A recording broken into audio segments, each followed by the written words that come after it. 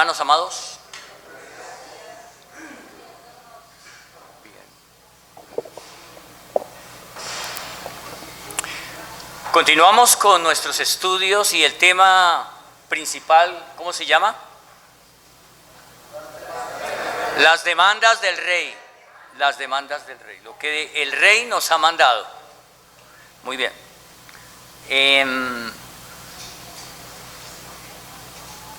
Y he titulado este estudio como vuestra justicia debe ser mayor que la de los escribas y fariseos. Vuestra justicia debe ser mayor que la de los escribas y fariseos. Y eso debemos nosotros aplicarlo en nuestra vida. Muy bien. Para entender lo que el Señor Jesús dijo acerca de eso, el capítulo 5 de Mateo, y el capítulo 5 de Mateo es un capítulo muy hermoso. El tema del capítulo 5 es el Sermón del Monte de las Bienaventuranzas. ¿Lo hemos leído? Bien, si no lo has leído, te reto para que lo leas. Bien, y específicamente el versículo 19 y 20, el Señor Jesús está hablando acerca de la ley. Y dice esas palabras, quiero solamente leer lo que es el versículo 19 y 20. Dice, de manera que cualquiera que quebrante uno de estos mandamientos muy pequeños y así enseña a los hombres, muy pequeño será llamado en el reino de los cielos. Mas cualquiera que los haga y los enseñe, este será llamado grande en el reino de los cielos. Porque os digo que si vuestra justicia no fuere mayor que la de los escribas y fariseos, no entraréis en el reino de los cielos. Amén. Amén. ¿Cuántos quisiésemos que, no por orgullo ni nada de eso, pero que nuestro nombre fuera grande? ¿No? Nuestro nombre fuera grande. No pensemos en nuestro nombre, sino en el nombre de Jesús. Ese es el nombre que debe identificarnos. Que sea grande en el reino de los cielos. Bien, ok. Estuve mirando algo interesante y es que recordamos a Juan el Bautista, ¿cierto? Su ministerio. Capítulo 3 de Mateo, y voy a citar unos versículos. Capítulo 3, estamos ahí, desde el versículo 5. Recordemos que Juan el Bautista había sido anunciado con mucho tiempo de anticipación y él venía a preparar el camino para el Señor, ¿verdad? Y el versículo 5 dice así, y salía a él, está hablando de Juan el Bautista, salía a él Jerusalén y toda Judea y toda la provincia de alrededor del Jordán, y eran bautizados por él en el Jordán, confesando sus pecados. Al ver él que muchos de los fariseos y de los saduceos venían a su bautismo, les decía, generación de víboras, ¿quién os enseñó a huir de la ira venidera? Haced pues frutos dignos de arrepentimiento. Esto fue el mensaje de Juan. ¿A quiénes? A los fariseos y saduceos. Salían, claro, el mensaje de Juan era muy claro, ¿no? Arrepentidos porque el reino de los cielos se ha acercado. Ese era el mensaje, un mensaje de arrepentimiento. ¿Sí? ¿Quiénes iban a él para ser bautizados? Aquellos que escucharon ese mensaje y creyeron. De hecho, el bautismo de Juan era un bautismo de arrepentimiento. El bautismo es algo que identifica ese mensaje con lo que yo voy a hacer. estoy convencido de eso. Claro, ellos escucharon ese mensaje, arrepentidos porque el reino de los cielos se ha acercado. Y todo aquel que iba allí era porque había sido convencido de su necesidad de arrepentirse y se identificaba de esa manera. Cuando la persona era sumergida, él se identificaba, yo necesitaba arrepentirme y me arrepiento de mis pecados. Recordemos también que el Señor Jesucristo fue bautizado por Juan. Y Juan le dijo, pero si yo soy el que necesito ser bautizado por ti y tú vienes a mí, yo no. Y le dijo, ¿qué fue lo que le dijo? Es necesario que cumplamos ¿qué? ¿Toda qué? Justicia. Importante esa palabra, justicia. Muy bien. Ahora, ¿por qué el Señor Jesús se bautizó? ¿Se identificaba con ese mensaje de arrepentimiento? No. ¿Qué era lo otro que decía Juan el Bautista cuando predicaba? ¿Se acuerdan? He aquí el Cordero de Dios que quita el pecado del mundo. Así que el Señor Jesús se identificó con aquello, que Él era el Cordero de Dios. Sabía que era el Cordero de Dios que quita el pecado del mundo. Y por eso fue bautizado el Señor. Y también como testimonio. ¿Qué pasó cuando el Señor fue bautizado? ¿Qué fue lo que pudo ver Juan? ¿Qué vio? En forma de paloma, ¿cierto? Y además de hecho se escuchó una voz del cielo.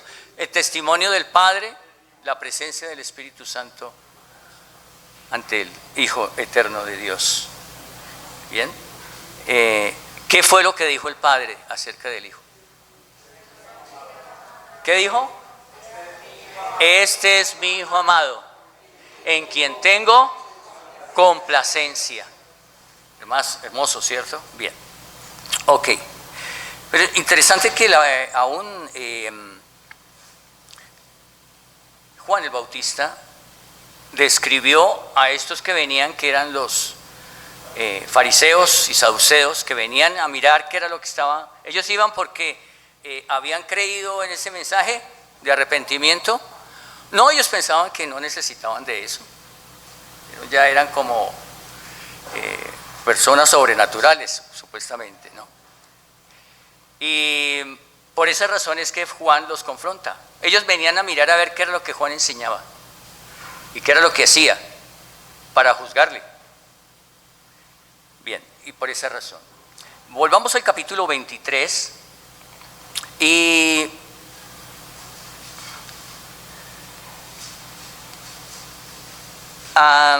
podríamos mirar, pues, quiénes eran esos fariseos. ¿Quiénes eran los fariseos? Pues básicamente eran judíos de un grupo religioso. La palabra fariseo viene pues de un griego que es, bueno, ni para qué vamos a hablar griego ahora, no, hablamos español. Pero básicamente su traducción es aquellos que están separados, los que se separan, ¿no? Como apartados de todo el resto. Ahora, las características de estos fariseos, bueno, eran hombres que indudablemente conocían muy bien la ley. De hecho, desde pequeños, los varones eran educados en eso. Sus padres, su papá, estaba al pie de su hijo, a determinada edad ya comenzaba a enseñarle la Torá, que son los libros de la ley de Moisés, o que recibió Moisés. Y desde pequeños las aprendían de memoria. Imaginémonos que tenemos el reto de aprendernos el libro de Génesis de memoria, desde el capítulo 1 hasta el capítulo 50. Imagínense. Y ellos lo hacían y se lo aprendían de memoria. Y claro, pues al tener esa facultad de aprenderse de memoria la ley, no solamente de Génesis, sino toda la Torá, ¿sí? Pues lógicamente las personas los admiraban. Uy, esta persona sabe mucho. Uy, este señor es un doctor en todo lo que tiene que ver con la ley. Bien. Eso era una de las cosas que ellos tenían, ¿no? Ahora eran muy celosos de la ley. Ellos eran primero estudiosos en cuanto a la ley, pero también eran muy meticulosos en todo. Es más, ellos le daban la misma autoridad a la ley oral y vamos a hablar de la ley oral un poquito, no mucho, pero tenemos una ley escrita, pero ellos, además de eso, añadieron la ley oral, y entonces habían cosas como rituales. Por ejemplo, era necesario antes de comer que se lavaran las manos. En alguna oportunidad, ellos vinieron ante el Señor Jesús y le dijeron: Maestro, Rabí, ¿por qué sus discípulos no se lavan las manos antes de comer? ¿No ve que se contaminan? Entonces el Señor, ¿qué les respondió ante eso? Le dijo: lo que entra a la boca, ¿a dónde va? Pues al estómago, ¿cierto? Y después termina ¿en dónde? En la letrina, en el baño, ¿cierto? Pero lo que sale del corazón, eso es lo que contamina al hombre. Y es completamente la verdad. Porque lo que hay en el corazón es lo que puede construir o puede destruir, ¿cierto?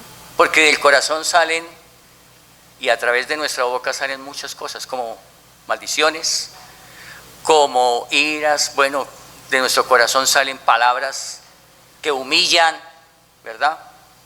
Mentiras, etc. ¿De dónde sale eso? De nuestro corazón. Bien, entonces el Señor les hizo ver que del corazón es que sale, no es lo que entra por la boca lo que contamina al hombre, sino lo que sale. Eso es importante. Bien, entonces esos eran los fariseos. Bien, y otro grupo también. Bueno, pensemos un poquito en los fariseos. ¿Qué era lo que ellos creían? ¿Ellos creían en la resurrección de los muertos? Sí. ¿Creían en los ángeles o seres espirituales? Sí, muy bien. ¿En qué más creían ellos? ¿En la vida eterna? Sí. Bien. Ok, más adelante hablaremos acerca de esto. Otro grupo que era muy conocido eran los saduceos. Los saduceos. Esa palabra saduceo viene de Sadoc, que fue un sacerdote. Y ellos eran supuestamente los descendientes de Sadoc, que fue un sacerdote también que fue muy conocedor de la ley, etc. Bien, los saduceos, en su gran mayoría, eran sacerdotes. Eran levitas y sacerdotes. Bien, al contrario de los fariseos, los saduceos no creían en la resurrección. Tampoco creían en los ángeles, seres espirituales. Y pues eran grupos. Y pues en aquel tiempo, pues tanto saduceos como los fariseos se congregaban digamos que en las sinagogas, y allí era donde, bueno, se congregaban. Bien, el otro grupo que también es mencionado como hipócritas son los escribas. ¿Quiénes eran los escribas? Pues en aquel tiempo no existía todavía las máquinas impresoras, ¿cierto? Y difícilmente no había tampoco el papel. ¿Cómo eran copiados cómo se hacían las copias de la escritura? En papiros, utilizaban varios tipos de cosas, ¿no? Quienes escribían eran los escribas. Ellos eran los que copiaban, y ellos sabían cuántas palabras tenía el primer libro de la ley. De hecho, ellos contaban el número de palabras, y si faltaba una, dicen: no, esa vaina quedó mal hecho, hay que volver a repetir eso. Lo sabían de memoria, y sabían pues también de memoria lo que decía la ley. Bien, así que ellos eran copistas. Ellos especialmente conocían la ley mosaica. Interesante eso, ¿no? Eran considerados maestros y guardianes de las escrituras. Ellos eran los que decían: bueno, interprétenos esta parte de aquí, y ellos lo hacían. Bien, importante el trabajo de ellos, ¿no? Pero también son un título que el Señor les da a este grupo, a estos tres grupos, es que eran hipócritas, así como lo dijo también Juan, hipócritas. ¿Qué es ser hipócrita? ¿Qué significa la palabra hipocresía?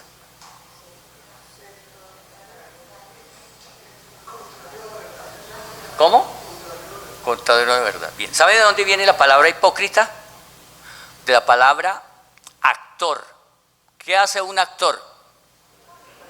Interpreta el papel de alguien, ¿no? Entonces uno ha visto, por ejemplo, películas como Superman, ¿no? Y alguien interpreta esa película, ¿no? La ve y todo eso. Hay uno de los actores, no recuerdo cómo se llama, Christopher, bueno, alguien que sufrió un accidente y ahora está cuadripléjico, ¿cierto? Aún lo escuchaba, alguna vez leí hace poco que lo llevaban en una silla de ruedas, ¿cierto? Porque él no se puede mover, y los niños se acercaban y decían: ¡ay, Superman, Superman! ¿Qué le pasó a Superman? Realmente él no era Superman. Y básicamente ser un hipócrita es adoptar algo exterior, algo que alguien me vea de determinada manera, pero dentro de mi interior ese no soy yo. Simplemente estoy personificando a alguien, ¿no? Y en este caso, ese era el caso de estos grupos religiosos, que simplemente por fuera mostraban algo hermoso, pero por dentro no correspondía, vivían otra vida completamente diferente, ¿sí? Y vamos a mirar algunas cosas acerca de eso. Bien, en ese capítulo 23 que estamos ahí, versículo 27 y 28 dice: ¡ay de vosotros! ¡Ay de vosotros! Mire que este pasaje del capítulo 23 nos lleva a considerar que no hubo un grupo que despertara el enojo y la tristeza en el Señor Jesús como los fariseos y los saduceos, especialmente los fariseos. Y muchas veces el Señor tuvo confrontación con los fariseos y con los saduceos, pero especialmente con los fariseos. Tuvo bastante confrontación. Bien, y aquí hay una serie de ayes que empiezan desde el versículo 16, desde el versículo 13, ¿cierto? Y aquí podríamos enumerar todos estos ayes. Por ejemplo, en el versículo 13 dice: mas hay de vosotros, escribas y fariseos, hipócritas. ¿Cómo los llama? Ya sabemos qué significa, ¿no? Son actores, simplemente están ahí actuando. Dice: porque cerráis el reino de los cielos delante de los hombres, pues ni entráis vosotros, ni dejáis entrar a los que están entrando. O sea, ellos eran prácticamente como una piedra de tropiezo, ¿no? Como una piedra de tropiezo. Dice: hay de vosotros, escribas y fariseos hipócritas, ¿por qué devoráis las casas de las viudas? Y como pretexto hacéis largas oraciones, por esto recibiréis mayor condenación. Esto es otra de las cosas que hacían ellos. Iban a las casas de las viudas y también tenían que recibir algún beneficio económico, porque dice que devoráis las casas de las viudas. Recordemos que las viudas pues tenían un problema difícil, no solamente la muerte de su esposo, era quién les iba a sostener, porque quien les sostenía era su esposo o sus hijos varones, eran los que sostenían a las viudas, y si no las tenían,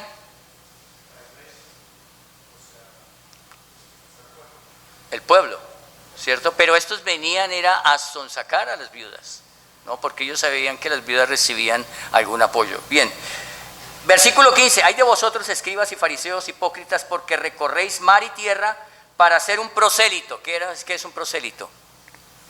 Alguien que se había convertido al judaísmo y estaba empezando. Y ellos, en cierta manera, hacían como un entrenamiento, un discipulado, si lo podríamos llamar así. Y dice, y una vez hecho, le hacéis 2 veces más hijo del infierno que vosotros.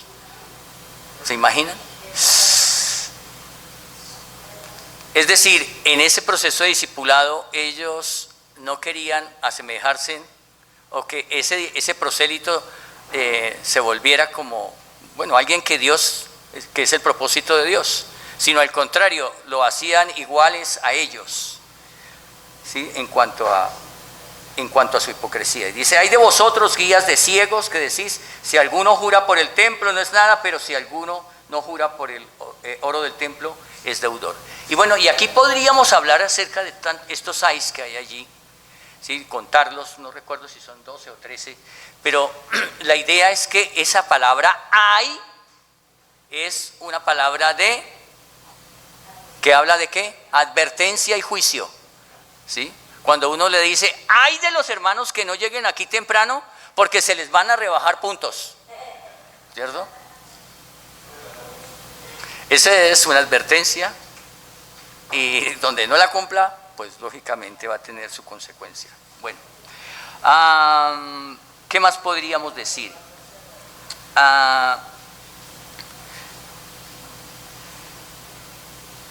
Me gustaría que miráramos este capítulo 23. Desde el versículo 1 dice, entonces habló Jesús a la gente y a sus discípulos. Mira, aquí hay 2 grupos, ¿no? A la gente, que eran las personas que venían invitadas o que querían escuchar, a los discípulos, diciendo, en la cátedra de Moisés se sientan los escribas y los fariseos. Entonces se sentaban en la cátedra de Moisés. ¿Sabemos qué es la cátedra de Moisés? ¿El Sanedrín? No. No es. No. ¿Los mandamientos? No. No. ¿Las bienaventuranzas? No, hermano. La cátedra de Moisés era una silla que había sido pulida, donde se sentaban los escribas cuando abrían la ley o los fariseos. Esa es la cátedra de Moisés. Era una silla, pero era en roca, era en piedra, ¿sí? Y era pulida, muy bonita supuestamente. Bueno, yo no la conocí personalmente, pero se describe de esa manera, la cátedra de Moisés. La palabra cátedra significa aquel que estudia, ¿no? O que explica una materia, ¿no? Bien, en la cátedra de Moisés se sientan y dice, así que todo lo que os digan que guardéis, ¿quiénes? Los escribas y fariseos, guardadlo. Y dice, y hacedlo. O sea, lo que los escribas y los fariseos les decían que era conforme a la ley, eso guárdenlo, háganlo. Dice, mas no hagáis conforme a sus obras porque dicen y no hacen. Esa era una de las cosas que indudablemente enojaba al Señor Jesús. Porque ellos ponían cargas pesadas sobre la gente. No, usted tiene que hacer esto. No, usted tiene que cumplir con esto. ¿Creen ustedes que ellos lo hacían? No. Y si lo hacían delante de las personas, como por ejemplo en las ofrendas. Ellos no ofrendaban en la sinagoga, sino en la plaza pública. Entonces llamaban al que recolectaba el dinero, oye, fulano, aquí tengo 400 dracmas, ¿no? Y hacían sus oraciones no en la sinagoga, sino en la plaza pública. Y eran escuchados. ¿Para qué? ¿Cuál era el propósito de eso? Para ser alabados por el pueblo. Y dice, uy, este hermano tiene unas oraciones hermosísimas. ¿Creen ustedes que lo hacían en privado? No. ¿Qué es lo que buscaban ellos? La gloria para ellos, no la gloria para Dios. Bien. Cuando comencé a mirar estas cosas, empecé a mirar mi propia vida. Y creo que es importante que nos miremos como en un espejo, cara a cara, en cuanto a la palabra de Dios. Y que pensemos en eso, ¿no? Porque fácilmente podemos caer en empezar a desarrollar un papel, ¿cierto?, en nuestras vidas que en la realidad no existe. Y es importante que pensemos en esto. Bien, así que, mire lo que dice el versículo 4, porque atan cargas pesadas y difíciles de llevar y las ponen sobre los hombros de los hombres, pero ellos, ni con un dedo quieren moverlas. Antes hacen todas sus obras para ser vistos por los hombres, pues ensanchan sus filacterias. ¿Recordamos qué son las filacterias? ¿No? Eran cajitas de madera que eran cubiertas con cuero y eran atadas a las cabezas de los varones y en su mano izquierda, su brazo izquierdo estaban aquí. Y ellos primero eran cajitas pequeñas, ¿no? Y allí colocaban ellos pasajes de la Torá, supuestamente para meditarlas, ¿no? Cuando querían, entonces las sacaban y las miraban y tan. Pero otros ya dijeron, no, esas cajitas ya son muy pequeñas para nosotros, entonces comencemos a agrandarlas. Entonces, claro, veía uno, uy, con esa caja tan grande debe saber, y aquí otra caja grandotota, ¿no? Esas eran las filacterias, ¿sí?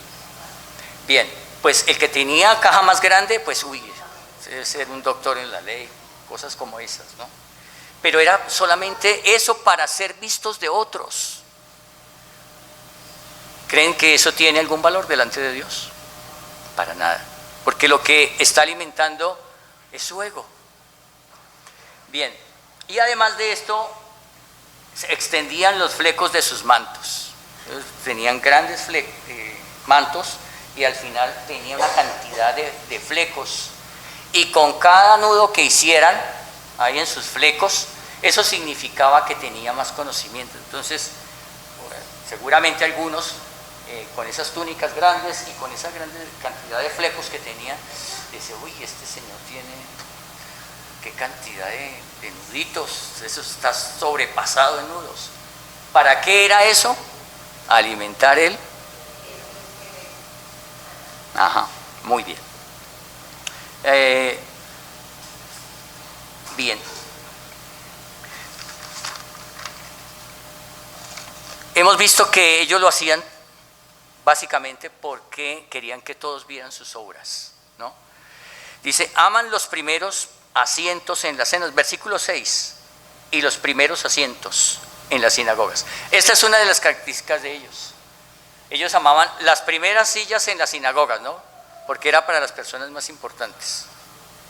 Y en las cenas, pues también se sentaban en las sillas más privilegiadas. Amaban las salutaciones, dice en el versículo 7, en las plazas, y que los hombres los llamasen rabino o rabí, ¿no? Que quiere decir maestro. Eso era lo que ellos hacían.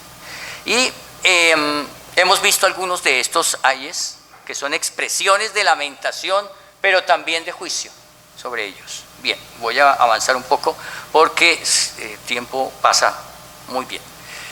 Bien, ¿qué era lo que más amaban los fariseos, los saduceos y los escribas? ¿Qué piensan ustedes? Mateo 23:25 dice, hay de vosotros escribas y fariseos hipócritas, porque limpiáis lo de fuera del vaso y del plato, pero por dentro estáis llenos de robo y de injusticia. Interesante. El Señor Jesús compara a los fariseos.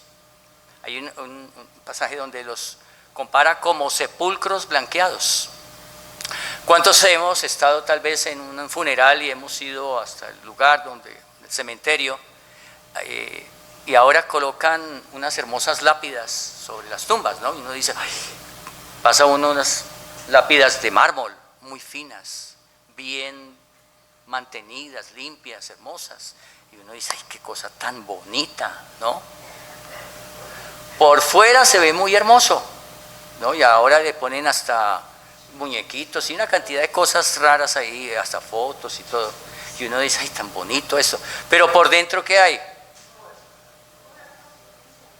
Muerto, ¿cierto? Indudablemente. Y el Señor los compara con ese tipo de cosas, ¿no? Como sepulcros, ¿no? Bien, pero también nos muestra que ellos amaban el dinero, ¿cierto? Estáis llenos de robo, amaban el dinero, y dice que también de injusticia. Bien, y básicamente eso. Y en otra oportunidad el Señor aún los acusa de adulterio, Yo, pues, inicialmente cuando yo leía esos pasajes, pensaba tal vez en adulterio espiritual, pero no, hace referencia a adulterio, o sea, ellos tenían relaciones sexuales ilícitas, esos que se llamaban y se hacían llamar fariseos, ¿sí? Bien, una vida totalmente apartada de Dios. Su deseo no era glorificar a Dios, su deseo era que ellos, su ego, las personas los admiraran, los idolatraran. Bien, Mateo 15, vamos a ir a Mateo 15, un momentico, dice, versículo 7, dice lo siguiente: hipócritas, bien profetizó de vosotros Isaías cuando dijo: este pueblo de labios me honra, mas su corazón está lejos de mí, pues en vano honran enseñando como doctrinas mandamientos de hombres. Y llamando así a la multitud les dijo: oíd y entended, no lo que entra en la boca contamina al hombre, mas lo que sale de la boca, esto contamina al hombre. Muy bien. Mira que el Señor siempre confrontó a los fariseos de una manera fuerte y les dijo claramente lo que ellos estaban haciendo, ¿no? Que era con sus labios le honran, pero su corazón está ¿qué? Lejos de Dios.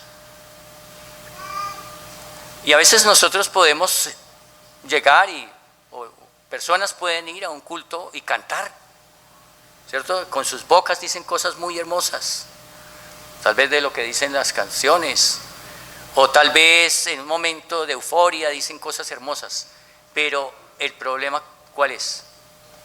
El corazón. Y ahí radicaba el problema. Por eso cuando hablamos de la justicia, que nuestra justicia debe ser mayor que la de los fariseos, habla de lo que hay en nuestro corazón. De lo que hay en nuestro corazón. Porque de la abundancia del corazón habla la boca realmente. Pero también nuestra boca puede hablar, no cosas muy hermosas, sin que nuestro corazón realmente esté lleno de nuestro amado Señor Jesús. Bien, Mateo 12, ya voy a terminar. Versículo 38, me gustaría que alguien me colaborara leyendo Mateo 12, 38 y 39. O bueno, aquí lo tenemos. ¿Lo leemos? ¿Listo?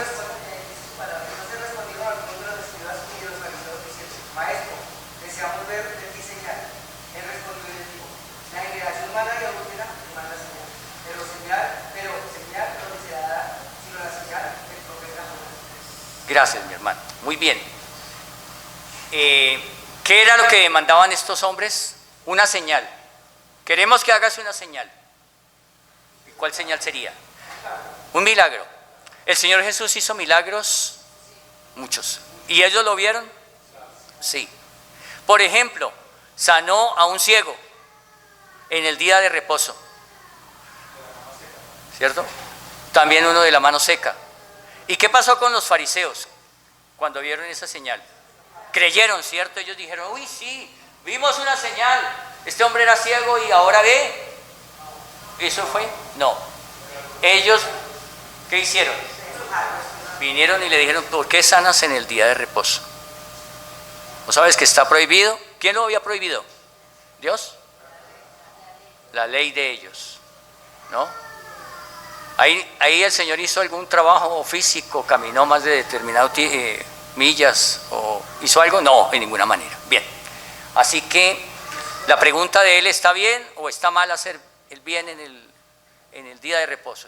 ¿Es bueno hacer el bien? Claro que sí, todos dijeron bien.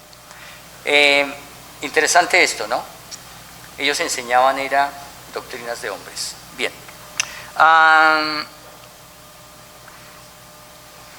Sí.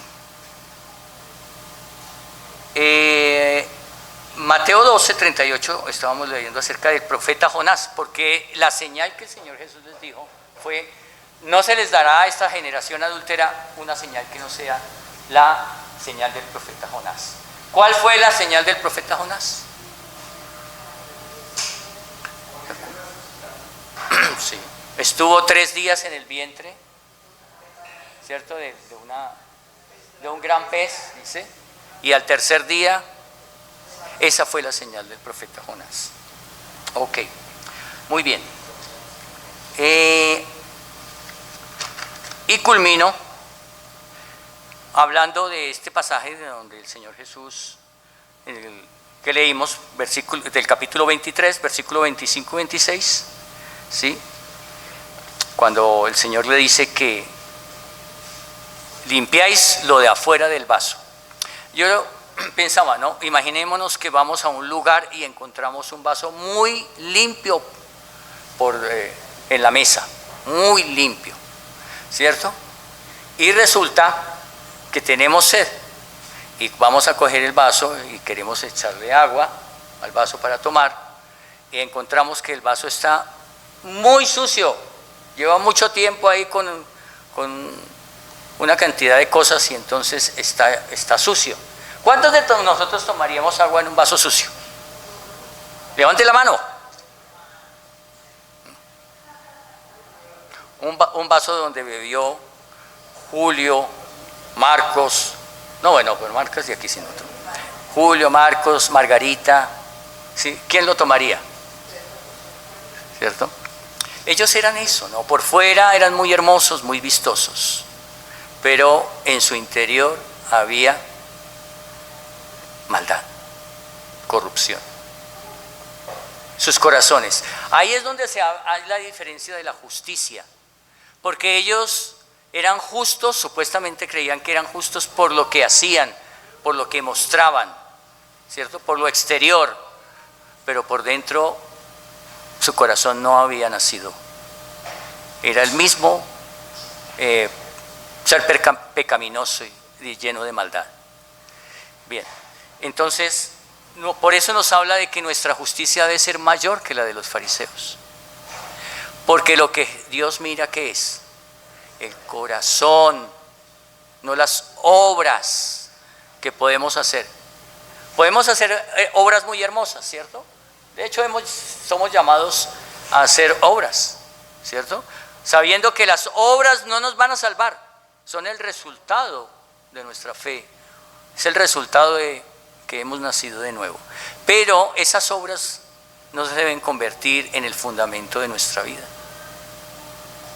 Conozco una organización internacional, no quiero decir su nombre, cayó en eso, que empezó con principios bíblicos y hacía muy buenas cosas con la niñez, muy buenas cosas con la niñez, y de un momento a otro esa parte espiritual se fue debilitando hasta que se acabó y se convirtió simplemente en una organización de ayuda, pero sin ningún vínculo espiritual o bíblico, ¿verdad? ¿A las personas se les puede ayudar? Claro que sí, pero también la mejor ayuda es mostrarle el amor de Cristo a los, porque su principal necesidad no solamente es su alimentación o su vestuario, pero ¿qué de su vida espiritual? Por eso es tan importante. Bien, para terminar, 20 minutos más. Pero va a ser un trabajo de ustedes. Vamos a hacer un pequeño taller de 45, de 5 minuticos, 5 puntos. Bien, y la pregunta que podríamos reflexionar en esta mañana, o el proyecto o el propósito de este taller es: ¿de qué manera en el día de hoy la iglesia puede ser afectada por la hipocresía? Ya sabemos qué es la hipocresía, ¿no? Sí. Y vamos a tener aquí un taller donde ustedes van a analizar un pasaje bíblico que está en Gálatas, la carta del apóstol Pablo a los Gálatas, en el capítulo 2. Van a leer esa historia y hay unas preguntas, ¿sí? La última parte del punto 5, entonces tiene que ver de qué manera la iglesia en el día de hoy puede ser afectada por la hipocresía.